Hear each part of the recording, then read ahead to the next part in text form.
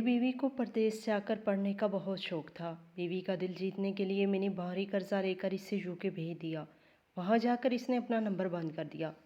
यहाँ कर्जे की वजह से घर गाड़ी बेचने की नौबत आ गई। मैं चंद दिन में सड़क पर आ गया था। सोच रहा था बीवी ने धोखा दिया है। मैं इसे बद्दुआएं देता रहा कि वो किसी के साथ वहाँ भाग गई। फिर काफ़ी सालों बाद मैं डंकी लगाकर परदेश गया। वहाँ पता चला कि मेरी बीवी। मेरा दम घुट रहा था और सांसें उखड़ रही थी।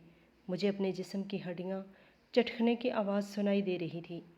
मैं इस वक्त यूके की सरजमीन पर था, लेकिन बदकिस्मती से ना मैं अपनी मर्ज़ी से सांस ले सकता था और ना ही अपनी उंगली का एक पूर तक हिला सकता था। मैं इस वक्त एक गाड़ी के अंदर था, एक ऐसी गाड़ी जिसका ड्राइवर अंधाधुंध इसे सड़कों पर दौड़ाते हुए किसी महफूज मकाम की जानब जा रहा था, जहाँ पहुँचते ही वो मुझे इस जगह से निकाल सके जहाँ इसने मुझे छुपाया था। ये जगह कोई और नहीं बल्कि इसकी वही ड्राइविंग सीट थी जिसके ऊपर इस वक्त वो बैठा था। ड्राइविंग सीट के फोम को दरमियान से काटकर इसने मुझे वहाँ बिठाकर अच्छी तरह बांध दिया था और इसके ऊपर दूसरा फोम रखकर मुझे यूँ छुपा दिया कि पुलिस की निगाह मुझ तक न पड़ सके। सिर्फ मेरा सर ही आज़ाद था, जिसके ऊपर इसने पैराशूट का शापर चढ़ा कर इसमें चंद सुराख रख छोड़े थे जहाँ से मैं सांस ले सकूं। गाड़ी को लगने वाला हर झटका मुझे तोड़ मरोड़ देता। पूरी कोशिश के बावजूद मेरा सांस तंग पड़ता जा रहा था। मेरी आंखों के आगे अंधेरा छाने लगा। मुझे यकीन था कि इसके मंजिल तक पहुंचने से पहले पहले ही मैं इस दारिफानी से कोच कर जाऊंगा। मेरी आंखों से आंसू आने लगे। मैं इस जिल्लत भरी तकलीफ़ को आखिर उठा ही क्यों रहा था? वजह तो मुझे पता थी। ये सब कुछ मैं सिर्फ़ और सिर्फ अपनी महबूब बीवी के लिए कर रहा था, जिसके पीछे आज मैं गैर कानूनी तौर पर यूके आया था। जोड़ तोड़ करके जो कुछ पैसे मैंने एजेंट को दिए थे, इसके बाद वो मुझे इस तरीके से ही यूके पहुंचा सकता था। मेरी सांसें उखड़ने के करीब थी। हलक में कोई गोला सा फंसने लगा था। मुझे ज़ोर ज़ोर से खांसी आने लगी। एजेंट ने मना किया था कि मुझे एक आवाज़ तक नहीं निकालनी, लिहाजा मैं पूरी कोशिश करके अपनी आवाज़ को दबाने लगा। मुझे लगा बस यही मेरे आखिरी लम्हात हैं। ज़िंदगी किसी फिल्म की तरह मेरी आंखों के सामने चलने लगी। करीब था कि मेरी सांसें उखड़ जाती कि अचानक गाड़ी रुकने की आवाज़ आई। गाड़ी रुकते ही एजेंट ने बाहर निकलकर गैराज का दरवाज़ा बंद किया और लपक कर चाकू से कार की सीट को काटने लगा। इसने मेरे सर पर से शापर उतारा तो मैं किसी दमे के मरीज़ की तरह गहरी गहरी सांसें लेने लगा। कुछ ही देर बाद इसने मुझे आज़ाद करके ज़मीन पर पटका और वहाँ से फ़रार हो गया। अब मैं अपने नसीब के साथ यूके की सरजमीन पर तन्हा था। मेरे पूरे जिस्म में शदीद दर्द हो रहा था। मैं जैसे तैसे करके उठा। ये एक आबादी से दूर गाँव जैसा इलाका था।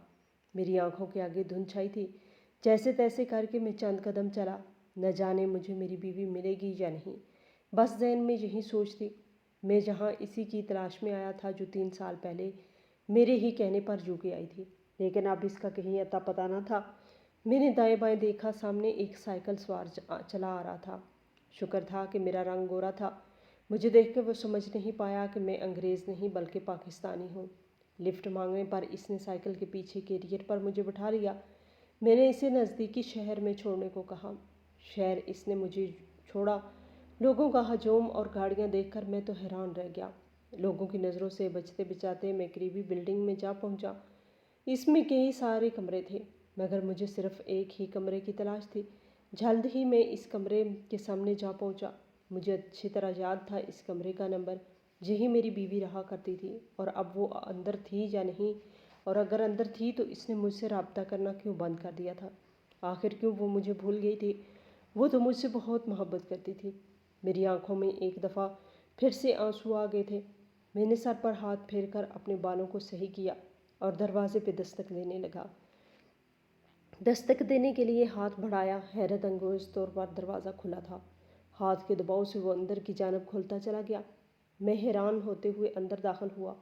मुझे यकीन था जैसे ही मुझे सामने मेरी बीवी नज़र आएगी, मैं गुस्से से इस पर पड़ूंगा, शायद इसका कत्ल ही कर दूँ। क्या खबर, इसने मुझे धोखा क्यों दिया था? क्यों इसने मुझे भुला दिया था? क्यों मुझे इसने कर्ज के बोझ तले मरने के लिए छोड़ दिया? लेकिन हैरत अंगेज़ तौर पर ऐसा कुछ न था। अचानक ही खटका सा हुआ। मैं बेख्तियार चौंक कर आहट की जानब मुड़ा और मेरे कदमों तले ज़मीन निकल गई। मुझे अपनी आंखों पर यकीन न आया। लर्जते कदमों के साथ चलते हुए मैं 2 कदम करीब हुआ और मेरा दिल जैसे ज़ोर ज़ोर से धड़कने लगा। यूँ लगता था कि अभी जिस्म का पिंजरा तोड़कर बाहर निकल आएगा। बेयकीन निगाहों से मैंने सामने मेज़ की जानिब देखा। आंसू थे कि इसी वक्त मेरी आंखों से बहना जारी हो गए, रुकने का नाम ही ना ले रहे थे और मेरे हाथ कँपकँपाने लगे। करीब था कि मैं बेहोश हो जाऊँ।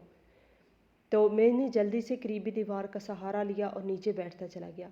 आज से 4 बरस पहले एक सुहानी शाम मेरी अम्मा मेरा रिश्ता लेकर मेरी फूफो के घर गई थी। इनकी बेटी शाजिया इंतहाई लायक फायक और पूरे ख़ानदान में मशहूर थी। फूफो खुद तो गरीब सी थी, लेकिन इनकी बेटी शाजिया के ख्वाब ऊंचे थे। लेकिन मैं अपने दिल का क्या करता कि पहली नज़र में ही इसे देखते ही दिल हार बैठा था। अम्मा के सामने मैंने अपनी ख्वाहिश रखी तो वो हंस दी और अगले दिन अपनी नंद के घर मेरा रिश्ता लेकर चली गई। फूफो परेशानी से कभी मेरा चेहरा देखती और कभी अंदर कमरे की जानब झांकने लगती जहाँ शाजिया बैठी थी। रिश्ता तो मैं कर दूँ भाभी, मगर शाजिया के ख्वाब ऊंचे हैं। वो आला तालीम हासिल करना चाहती है। अभी भी तो इसने 12वीं जमात में पूरे शहर में टॉप किया है। मेरे पास तो इतने वसाइल ही नहीं कि इसे मज़ीद पढ़ा सकूं। अगर फ़ारूक इसे पढ़ाने का वादा करे तो मैं इसका रिश्ता आपको दे दूंगी। फूफो की आवाज़ में अजीब सी शर्मिंदगी थी। अम्मा ने सवालिया निगाहों से मेरी जानब देखा। मैं तो खुशी से फूले नहीं समा रहा था। मैंने जल्दी से हाँ में सर हिला दिया। शाजिया जितना मर्जी पड़े, मुझे कोई एतराज़ नहीं। मैंने हामी भर ली। मुझे नहीं पता था कि शादिया का इस रिश्ते पर क्या रद्द-ए-अमल है। यकीनन अच्छा ही होगा। जिस तरह वो ख़ानदान की सबसे हसीन तरीन लड़की थी, मैं भी कुछ कम न था। हम लोग अच्छे खासे पीते लोग थे। 2 मंजिला घर था जिसके ऊपर वाले हिस्से को किराए पर दिया हुआ था। हम 2 भाई इकट्ठे रहते थे। बड़ा भाई शादीशुदा था, बाप का इंतकाल हो चुका था और सिर्फ अम्मा ही जिंदा थी। घर में एक पिकअप रखी हुई थी जिसे भाई अपने कारोबार के सिलसिले में चलाता और किसी को ज़रूरत होती तब भी इसी गाड़ी को इस्तेमाल कर लेते थे। ज़िंदगी सुकून से गुजर रही थी। मैं शाजिया को यूनिवर्सिटी में पढ़ा सकता था, मुझे कोई परेशानी न थी। लेकिन जब वो सुर्ख लिबास में दुल्हन बनकर मेरे घर आई तो मेरे 14 तबक रोशन हो गए। धड़कते दिल के साथ मैं उजला अरूसी में दाखिल हुआ। तुम एकदम चौंक कर रह गया। मेरी तवक्को के बरखिलाफ सुर्ख जोड़े में मलबूस मेरे बेड पर मेरा इंतज़ार करने की बजाय वो ड्रेसिंग टेबल के सामने खड़ी थी और अपना मेकअप साफ़ कर रही थी। इसने नहा धोकर सादा सा जोड़ा पहन रखा था। तुमने अपने कपड़े इतनी जल्दी बदल लिए? अभी तो मैंने तुम्हें जी भर के देखा भी नहीं था, मैंने शोखी से कहा तो वो अचानक संजीदगी से पलटे। उजला अरूसी में ये किस तरह के फूल लगाए हैं आपने? मुझे ऐसे फूल बिल्कुल पसंद नहीं। मैंने कहा था ना कि सफ़ेद रंग के ट्यूलिप्स चाहिए मुझे वो हफ्की से बोली तो मेरा दिल इस पर निसार हो गया। कराची में ऐसे मौसम में ट्यूलिप मिलना बड़ा मुश्किल हो जाता है। मैंने इसे तसल्ली दी।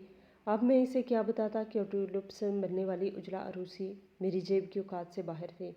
इसीलिए अम्मा के डांटने पर मैंने सुर्ख गुलाबों वाली मिसहरी ही बनवा दी थी। और ये भी कोई सस्ती तो ना थी। लेकिन शाजिया के चेहरे पर मुतमिन होने वाले आसार न थे। मैंने प्यार से इसका हाथ थामना चाहा, लेकिन अचानक इसने अपना हाथ खींच लिया। मैं अभी शादी करना नहीं चाहती थी, मैं और पढ़ना चाहती थी। इतने अच्छे नंबर लिए हैं मैंने और अम्मा ने मेरी शादी करके भेज दिया है चूल्हा चौकी करने। अब सारा दिन आप लोग मुझसे बर्तन धुलवाएंगे, खाने पकवाएंगे। वो रूहान सी हो गई तो मैंने घबरा कर कहा, नहीं नहीं, ऐसा बिल्कुल नहीं है। मैंने तुम्हारी अम्मा से वादा किया है, मैं तुम्हें यूनिवर्सिटी पढ़ने की इजाज़त ज़रूर दूंगा। कल ही मेरे साथ चलना, हम यूनिवर्सिटी के फॉर्म ले आएंगे। मैंने कहा तो वो यूँ उछली जैसे इसे कोई करंट लग गया हो। यूनिवर्सिटी? यहाँ की यूनिवर्सिटी में दाखिला? ऐसा सोचा भी कैसे? आपने मेरे इतने आला नंबर हैं तो मुझे कॉलेज में सब ने कहा है मुझे मुल्क से बाहर जाकर पढ़ना चाहिए। मैं फ़ैशन डिज़ाइनिंग सीखना चाहती हूँ और इसके लिए पाकिस्तान में कोई अच्छा अदारा नहीं। मेरा बाहर की किसी यूनिवर्सिटी में दाखिला करवाएं। इसने दो टोक अंदाज में कहा, लेकिन मेरे सर पर तो जैसे आसमान टूट पड़ा था। मैं हक तक इसकी शक्ल देखे जा रहा था। बाहर की यूनिवर्सिटी? मगर वहाँ कैसे पढ़ोगी तुम? मैं होनक बना था। लड़की तो क्या, हमारे ख़ानदान में आज तक कोई मर्द बाहर के मुल्क में ना गया था और वो एक लड़की होकर बहरूने मुल्क जाने की ज़िद कर रही थी। इसने अचानक मुंह दूसरी जानब फेर लिया। देखा, मुझे पता था वो सारे वादे झूठे थे। میں نے اماں سے پہلے ہی کہا تھا کہ آپ لوگوں پر اعتبار کرنے کی ضرورت نہیں، میں ابھی واپس جا رہی ہوں۔ اس نے الماری کھول کر اپنے کپڑے دھڑا دھڑ نکالنے شروع کر دیے۔ میں بری طرح سے گھبرا گیا، ابھی تو اسے حاصل بھی نہ کیا تھا اور نہ جانے وہ جانے کی بات کر رہی تھی۔ میں نے جلدی سے اسے دونوں شانوں سے تھام کر بیڈ پر بٹھایا۔ اتنی جلد بازی مت کرو، مجھے بتاؤ تو صحیح، تم کیا چاہتی ہو؟ جو تم بولو گی وہی ہوگا۔ میں نے جیسے اس کے سامنے ہتھیار ڈال دیے تھے، وہ مسکرا اٹھی اور پھر جلدی سے اس نے اپنے پرس میں سے موبائل نکال کر ان ساری یونیورسٹیوں کی تصاویر دکھانی شروع کر دی جہاں پر وہ داخلہ لینا چاہتی تھی۔ میں سن بیٹھا ہر تصویر کو دیکھ رہا تھا اور ساتھ ساتھ اس کی فیس اور اخراجات بتاتی جا رہی تھی اور میرے پسینے چھوٹتے جا رہے تھے۔ پہلے ہی میں نے اس کی بری کے زیورات اور کپڑے بنوانے کے لیے کافی قرض لے رکھا تھا۔ اماں تو میرے ان چونچلوں پر غصہ بھی ہونے لگی تھی۔ بڑا بھائی بھی تیوری دکھا چکا تھا، آخر میں اپنی بیوی کو یہاں لانے سے پہلے اتنا سر پر کیوں چڑھا رکھا ہے؟ لیکن وہ بیچارے شریف لوگ تھے، انہوں نے مجھے میری مرضی کرنے سے منع نہیں کیا۔ لیکن اب شازیہ کی فرمائش پوری کرنا آسان کہاں تھا؟ لیکن مرتا کیا نہ کرتا، مجھے اپنا وعدہ پورا کرنا ہی تھا۔ اٹھتے بیٹھتے شازیہ نے بس ایک ہی رٹ لگا لی کہ کب میں اس کی بیرون ملک یونیورسٹی داخلے کے انتظامات کروں گا۔ ایک روز میں نے ہمت کر کے اماں اور بھائی سے بات کر ہی لی۔ پاگل ہو گیا ہے کیا یہاں کی کسی یونیورسٹی میں داخلہ دلوا دے؟ بلکہ میرے خیال میں تو اس کی بھی ضرورت نہیں، اور تو چلا ہے اسے بیرون ملک بھیجنے۔ کوئی عقل کے ناخن لے، پسند کی شادی نے تو تیری مت ہی مار دی ہے۔ اماں نے غصے سے کہا تو میں نے شرمندگی سے اپنا سر جھکا لیا۔ انہیں کیا بتاتا کہ پچھلے 5 روز سے شازیہ نے مجھ سے بات چیت بند کر دی تھی اور بار بار مجھے میکے جانے کی دھمکیاں دے رہی تھی۔ لیکن اماں، اس کا بیرون ملک جانے کا خواب ہے۔ میں نے وعدہ کیا تھا کہ میں اسے پڑھنے سے نہیں روکوں گا۔ اب اگر میں نے اپنا وعدہ پورا نہ کیا تو میں نہ مرد ہوں، میں نے بیچارگی سے کہا۔ تو اماں نے دونوں ہاتھوں سے اپنا سر پیٹ لیا۔ یا اللہ، یہ لڑکا تو محبت میں بالکل اندھا ہو گیا ہے۔ یہ بتا کہ تو اسے باہر بھیجے گا کیسے؟ اتنا روپیہ کہاں سے لائے گا؟ وہ اکیلی لڑکی ذات وہاں گوروں کے دیس میں کیسے رہے گی؟ یہ بھی کچھ سوچا ہے؟ اماں نے کہا تو میرے دل کو کچھ ڈھارس بندھی، یعنی وہ راضی ہو رہی تھی۔ میں جلدی سے تھوڑا آگے ہوا اور میں نے کہا، اماں، روپے پیسے کا بندوبست تو کرنا ہی پڑے گا، اب وہ میری ذمہ داری ہے، مجھے آپ کی مدد کی ضرورت ہے۔ اماں میرا اشارہ سمجھ کے، انہیں شدید غصہ آیا۔ خبردار جو اس گھر کو بیچنے کی بات کی، تیرے باپ کی چھوڑی ہوئی بس یہی ایک نشانی ہے، اس کو بیچ کر ہم کیا در در کی ٹھوکریں کھائیں گے؟ تیری بیوی تو پردیس جا کر نہ جانے کیا کرے گی، تو ہمیں بھی کسی گھر کا نہ چھوڑے گا۔ اماں نے صاف جواب دے دیا۔ میرا دل چاہا میں پھوٹ پھوٹ کر رو دوں۔ اماں کے ساتھ بیٹھا بھائی بھی مجھے افسوس بھری نگاہوں سے دیکھ رہا تھا۔ میں خاموشی سے وہاں سے اٹھ گیا۔ شازیہ کمرے میں بیٹھی ہماری باتیں سن رہی تھی۔ مجھے آتا دیکھ کر ہی اس نے منہ دوسری جانب پھیر لیا۔ صبح مجھے امی کے گھر چھوڑ دینا، اب میں تب تک واپس نہیں آؤں گی جب تک تم میری یونیورسٹی میں داخلے کا انتظام نہیں کر لیتے، شازیہ نے کہا۔ تو میرے دل کا بوجھ مزید بڑھ گیا۔ اس کا حسن میرے سر پر چڑھ کر بول رہا تھا۔ اگلے دن میں نوکری پر جانے کی بجائے اپنے سارے دوستوں کی طرف نکل گیا۔ دوستی جاری اچھی تھی، قرض مانگتے ہوئے مجھے شرم تو ضرور آئی، لیکن میں شازیہ کے لیے کچھ بھی کر سکتا تھا۔ کسی دوست نے مجھے انکار نہ کیا، کسی نے کم، کسی نے زیادہ، لیکن سب نے ہی مجھے پیسے ضرور دیے۔ شام میں واپس آیا تو بہت خوش تھا۔ آتے ہوئے میں شازیہ کی پسندیدہ آئس کریم بھی لیتا آیا۔ کمرے میں وہ حسب عادت منہ پھلائے بیٹھی تھی۔ میں نے آئس کریم لے جا کے اس کے سامنے رکھی تو اس نے نفرت سے مجھے دیکھا۔ یہ بھکاریوں کی طرح بھیک مت دو مجھے، میری فیس کا بندوبست کر کے لائے ہو یا میں جاؤں اپنی امی کے گھر؟ اس نے کہا تو میں ہنس پڑا۔ یہ دیکھو تو صحیح، کتنے سارے پیسے لے کر آیا ہوں، جتنے دوست تھے سبھی سے قرض لے لیا ہے، اب تو تمہارے جانے کا بندوبست ہو گیا۔ شازیہ حیرت سے وہ سارے پیسے دیکھنے لگی اور جلدی جلدی نوٹوں کو گننا شروع کر دیا۔ آخری نوٹ گنتے ہی اس کے چہرے پر خوشی کی بجائے مایوسی چھانے لگی۔ اتنے سے پیسوں سے کہاں ہوگا وہاں کا داخلہ؟ میں نے بتایا تو تھا اچھی خاصی رقم چاہیے۔ اس نے پیسے بیڈ پر پٹکے اور منہ پھیر کر لیٹ گئی۔ ایک دفعہ پھر مایوسی نے مجھ پر حملہ کر دیا۔ میں کچھ بھی کر کے اسے خوش کرنے سے قاصر تھا۔ پیسے الماری میں سنبھال کے رکھ دیے اور میں دوسری جانب لیٹ گیا۔ اگلے دن اس نے مجھ سے بات تک نہ کی اور خود ہی رکشہ لے کر اپنی اماں کے گھر چلی گئی۔ اماں اس سے جاتا ہوا دیکھ رہی تھی۔ میری حالت ایسی تھی جیسے میں صدیوں کا بیمار ہو گیا ہوں۔ میں نے اماں اور بھائی دونوں سے ہی بات چیت کرنا چھوڑ دی تھی۔ اگر وہ میری مدد کر دیتی تو شازیہ کو یہ ہوئے 5واں روز تھا جب میں صوفے پر بیٹھا خلا میں گھور رہا تھا، جب اماں اور بھائی میرے پاس آئے۔ تیری فرمائش ہے تو انوکھی، تو بیوی کے لیے ہم سب کو رولنا چاہتا ہے، لیکن مجھ سے تیری یہ اداسی دیکھی نہیں جاتی۔ یہ لے اس گھر کے کاغذات اور انہیں گروی رکھوا لے، لیکن جلد ہی اس مکان کی رقم ادا کر کے اس سے واپس چھڑا لینا۔ اماں نے کاغذات میرے سامنے رکھے تو میں نے خوشی سے انہیں گلے لگا لیا۔ آپ فکر مت کرو اماں، میں ڈبل محنت کروں گا۔ شازیہ نے بھی کہا ہے کہ وہاں جاتے ہی کوئی چھوٹی موٹی نوکری کر لے گی اور ہر مہینے پاؤنڈز بھیجا کرے گی۔ پاؤنڈز تو یہاں کے مقابلے میں بہت زیادہ ہوتا ہے۔ ہم جلد ہی مکان کو چھڑوا لیں گے۔ میرے کہنے پر اماں نے ایک گہری سانس لی، جیسے وہ کچھ دیکھ سکتی ہو جو میں نہیں دیکھ سکتا۔ میں نے جلدی سے شازیہ کو فون کیا۔ جب میں نے اسے بتایا کہ کاغذات مل گئے ہیں اور میں گھر کو گروی رکھ کر رقم بھی لے آیا ہوں، تو وہ واپس آنے پر تیار ہو گئی۔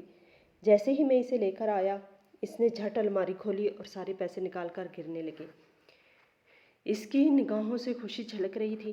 اتنے سارے پیسے، لیکن ابھی بھی یہ کم ہے، کچھ پیسوں کی مزید ضرورت ہے۔ اس نے سر اٹھا کر کہا تو اب کی بار میں گہری مایوسی میں ڈوب گیا۔ اب تو میرے پاس ساری امیدیں ختم ہو چکی تھی۔ اب مزید کہیں سے پیسے نہیں مل سکتے تھے۔ میں تھک ہار کر سارے پیسے الماری میں رکھے اور سونے کے لیے لیٹ گیا۔ شازیہ سوچتی ہوئی نگاہوں سے مجھے دیکھ رہی تھی۔ ایک رات ایک عجیب بات ہوئی۔ رات کے وقت مجھے آہٹ سے محسوس ہوئی جیسے گھر کی دیوار سے کوئی اندر کودا ہو۔ میں دروازہ کھول کر باہر نکلا۔ میرا شک درست تھا، وہ کوئی چور تھا جو چوری کرنے کی نیت سے گھر میں داخل ہوا تھا۔ مجھے دیکھتے ہی وہ سرپٹ باہر کو بھاگا۔ میں اسے پکڑ تو نہ سکا، لیکن شور کی آواز سن کر سارے ہی گھر والے جاگ گئے تھے۔ اماں تو بہت زیادہ پریشان ہو گئی تھی۔ گھر میں اتنی ساری نقدی موجود ہے اور میرے اور بہوؤں کے زیورات بھی ہیں۔ ان کی قیمت تھی لاکھوں میں ہے۔ اگر خدا نخواستہ آج کچھ ہو جاتا تو اماں دل پر ہاتھ رکھے ہوئے رو رہی تھی۔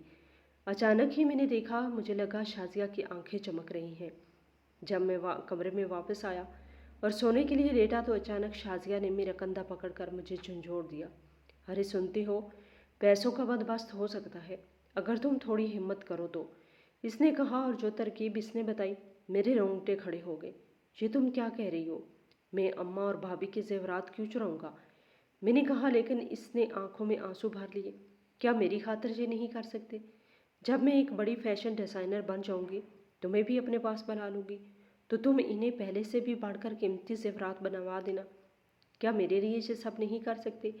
بس اتنی اوقات ہے میری تمہاری نگاہ میں۔ اس کی آنکھوں میں آنسو بہنے لگے اور میں ہار گیا۔ نہ چاہتے ہوئے بھی جو کچھ اس نے کہا میں نے وہی کیا۔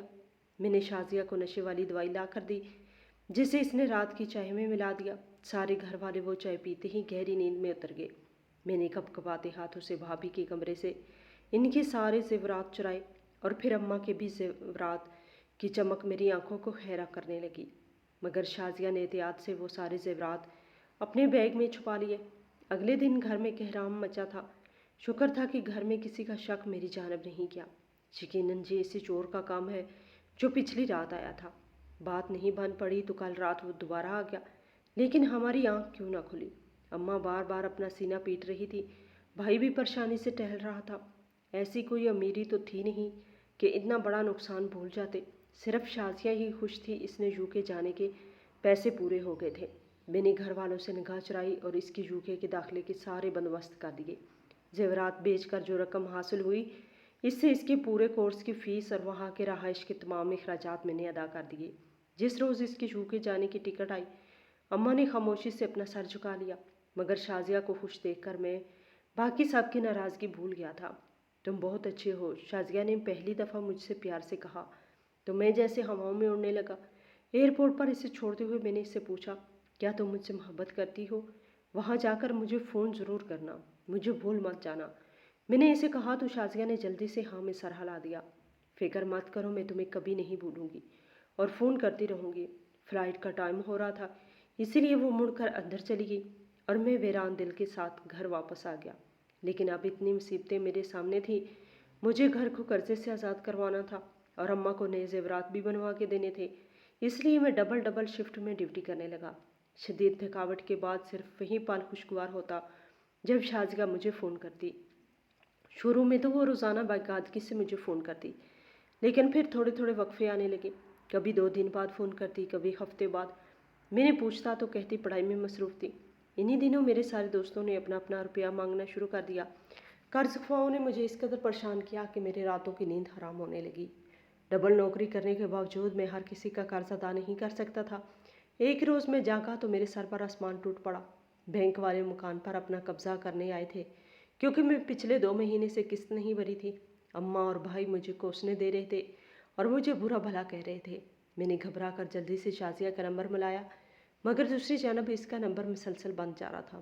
مجھے یاد آیا کہ پچھلے 2 ہفتے سے اس کا نمبر یوں ہی بند جا رہا ہے۔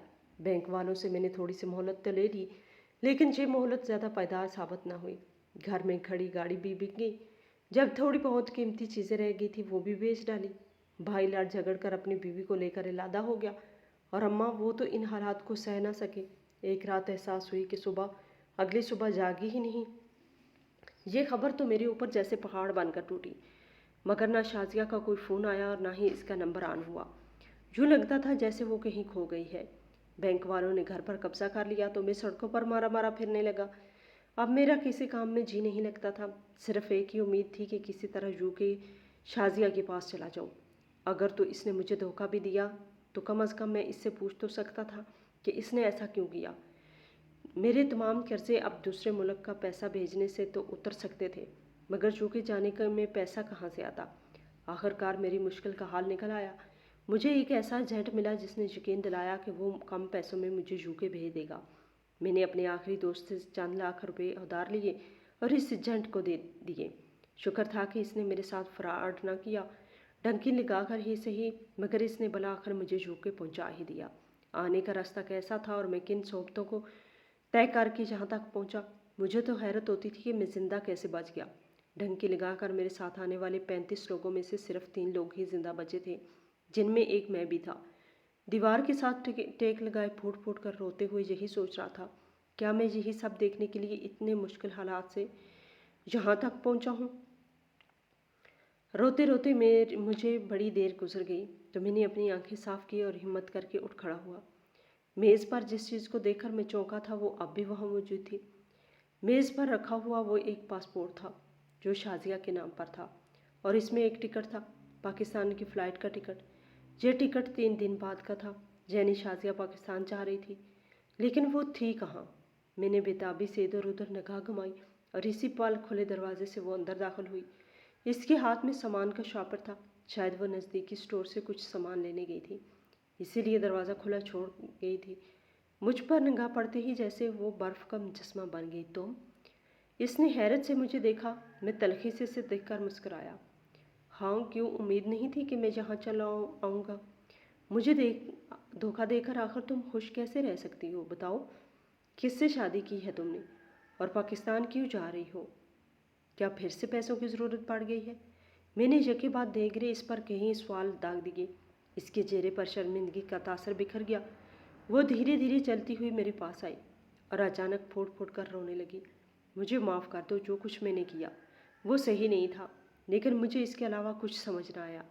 جب میں نئی نئی UK آئی تو یہاں کی جگہ چوک و چاند نے مجھے اپنے اندر ایسا گم کر لیا کہ مجھے پاکستان اور تمہارا خیال بھی برا لگنے لگا۔ یونیورسٹی میں ہی ایک لڑکے سے میری دوستی ہوئی اور ہم دونوں سارا دن ساتھ گھومنے لگے۔ ان دنوں میں نے جان بوجھ کر اپنا پاکستان والا نمبر بند کر دیا تاکہ تم مجھے پریشان نہ کر سکو۔ دن گزرتے گئے، آخرکار اس لڑکے نے مجھے دھوکہ دے دیا۔ میں جتنے پیسے اپنے ساتھ لائی تھی اس نے وہ سارے چرائے اور فرار ہو گیا۔ جب میں تنہا رہ گئی تو مجھے پھر سے تمہارا خیال آیا۔ گھبرا کر میں نے تمہیں فون کرنا چاہا، لیکن میں تمہارا نمبر کھو چکی تھی۔ رابطے کی ہر ممکن کوشش کے باوجود میں تم سے رابطہ نہ کر پائی۔ مجھے اپنے آپ سے شرم آنے لگی۔ تم نے میرے لیے کیا کچھ نہیں کیا اور میں تمہارے لیے کچھ نہ کر سکی۔ پڑوسیوں کو فون کیا تو پتہ چلا بینک والوں نے اس گھر پر قبضہ کر لیا اور تمہاری ماں کا بھی انتقال ہو گیا۔ تب میں نے فیصلہ کیا کہ اب میں کچھ کیے بغیر واپس نہیں جاؤں گی۔ میں نے اپنی ڈگری مکمل کی اور ساتھ ہی ساتھ پارٹ ٹائم جاب بھی کی۔ میری ڈگری مکمل ہو چکی ہے۔ آج ہی میں نے نوکری سے استعفیٰ دیا ہے۔ 3 دن بعد میں واپس پاکستان جا رہی تھی، صرف اور صرف تمہارے لیے۔ شازیہ نے کہا۔ میں اس کے چہرے کی جانب دیکھتا رہ گیا۔ میں اس کی بات نہ مانتا مگر اس کے چہرے پر سچائی کی جھلک تھی اور ثبوت تو میز پر دھرا تھا۔ پاکستان کی ٹکٹ کی صورت میں نے بہت سے پیسے جمع کر لیے ہیں۔ پاکستانی کرنسی میں یہ اچھی خاصی رقم بن جائے گی اور اب میرے پاس اتنی بڑی ڈگری ہے، میں کوئی اچھی نوکری کر لوں گی۔ اس نے مجھے رقم دکھائی۔ میں نے خاموشی سے خود کو پولیس کے حوالے کر دیا۔ وہاں رہتے ہوئے شازیہ کی اچھی جان پہچان ہو گئی تھی۔ مجھے باہر حفاظت ڈپورٹ کر کے پاکستان بھیج دیا گیا اور شازیہ بھی قانونی طریقے سے واپس آ گئی۔ اس کی رقم سے میرے سارے قرضے ادا ہو گئے۔ میں نے اپنا پرانا گھر واپس خرید لیا۔ شازیہ نے گھر میں ایک بوتیک بنایا اور میں اس کا مینیجر بن گیا۔ مگر آج بھی اس کو دیکھ کر میں یہی سوچتا ہوں، کیا شازیہ میرا درست انتخاب تھی یا نہیں؟ ہماری آج کی یہ کہانی آپ کو کیسی لگی؟ کمنٹ باکس میں اپنی رائے کا اظہار ضرور کریں اور مزید اس طرح کی سبق آموز کہانیاں سننے کے لیے میری ویڈیو